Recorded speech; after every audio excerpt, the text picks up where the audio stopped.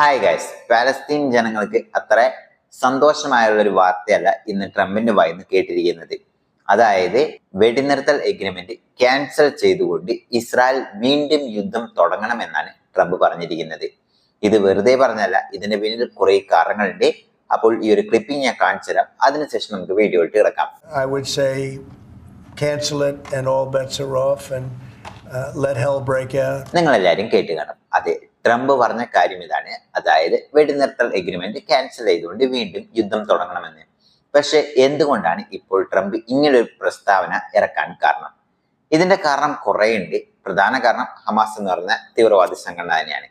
അതായത് Israel Hamas യുദ്ധം October 7 തുടങ്ങിയപ്പോൾ തൊട്ട് തന്നെ ആ ഒക്ടോബർ 7 നടന്നപ്പോൾ കുറേ അധികം ഇസ്രായേലിലെ അതായത് പൊതുജനത്തിന് ഹോസ്റ്റേജസ് ആയി പിടിച്ചുകൊണ്ടുപോയി.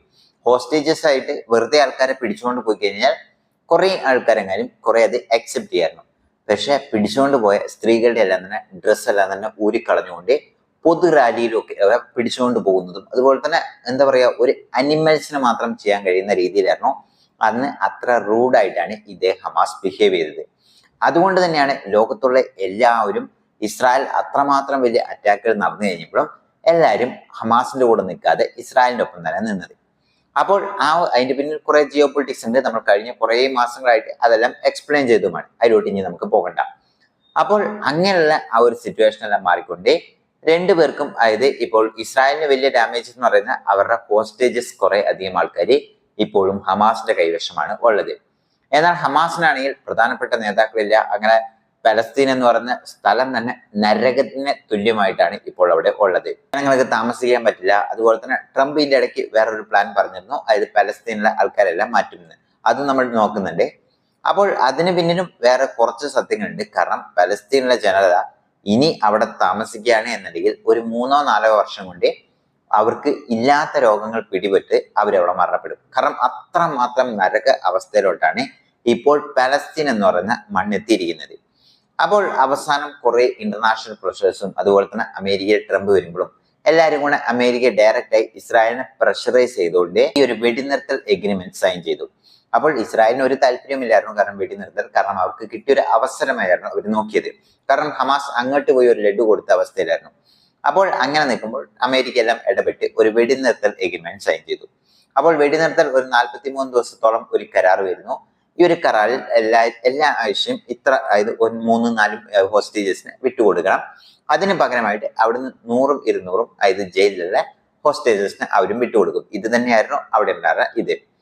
അപ്പോൾ ഇങ്ങനെ പോയിക്കൊണ്ടിരിക്കുമ്പോഴാണ് ഇപ്പോൾ റീസെന്റ് ആയിട്ട്, അതായത് കഴിഞ്ഞ ദിവസം ഹമാസ് പറഞ്ഞ കാര്യം, ഈ ആഴ്ച അതായത് ഫെബ്രുവരി 15 നടക്കുന്ന ഹോസ്റ്റേജസ് പോസ്റ്റ്പോണ്ട് ആകും, ഹോസ്റ്റേജസ് റിലീസ് പോസ്റ്റ്പോണ്ട് ആകും എന്നാണ് പറഞ്ഞിരിക്കുന്നത്.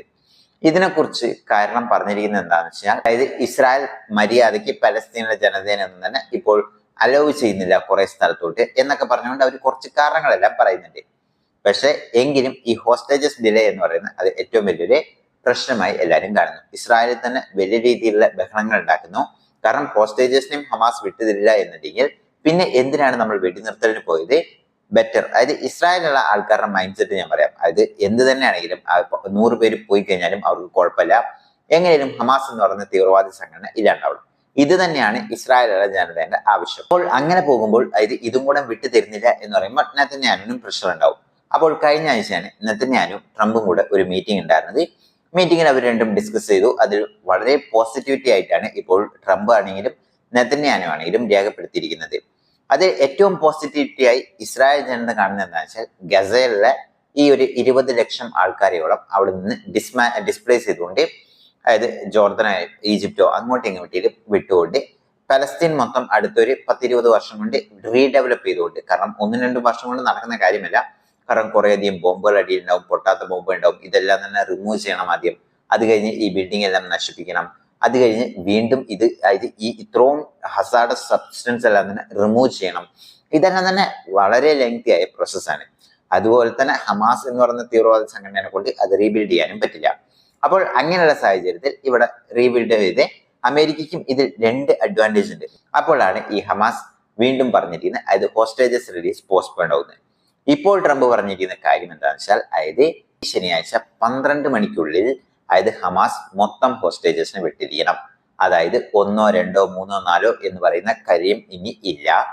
കംപ്ലീറ്റ് ഹോസ്റ്റേജസ്, അതായത് എത്ര ഹോസ്റ്റേജസിനെ പിടിച്ചെടുത്തോ അത്രയും ഹോസ്റ്റേജസിനെ തിരിച്ചു വിട്ടില്ല എന്നുണ്ടെങ്കിൽ സീസ് ഫയർ ക്യാൻസൽ ചെയ്തുകൊണ്ട് വീണ്ടും യുദ്ധത്തിലോട്ട് പോകാൻ ഇസ്രായേലിനോട് പറയും എന്നാണ് പറഞ്ഞിരിക്കുന്നത്.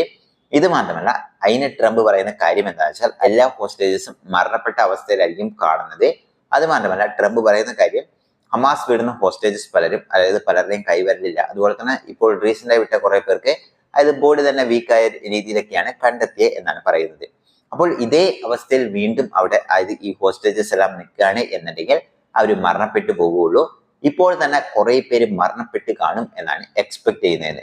അപ്പോൾ ഇതുകൊണ്ട് തന്നെ ഇനി അധികം ആൾക്കാർ അതായത് തടവറയിൽ കഴിയാൻ പാടില്ല, എല്ലാവരെയും ഒരുമിച്ച് വിടണം.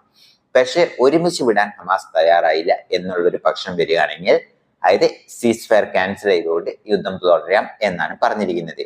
അപ്പോൾ ഈ 12 അതായത് ഈ ശനിയാഴ്ച വരെയാണ് കൊടുത്തിരിക്കുന്നത്. ഒരുപക്ഷെ വീണ്ടും ഡിസ്കസ് ചെയ്ത് ഇത് തള്ളിപ്പോവാനും സാധ്യതകളുണ്ട്. പക്ഷെ ട്രംപാണ് എന്തും എക്സ്പെക്ട് ചെയ്യാൻ പറ്റില്ല.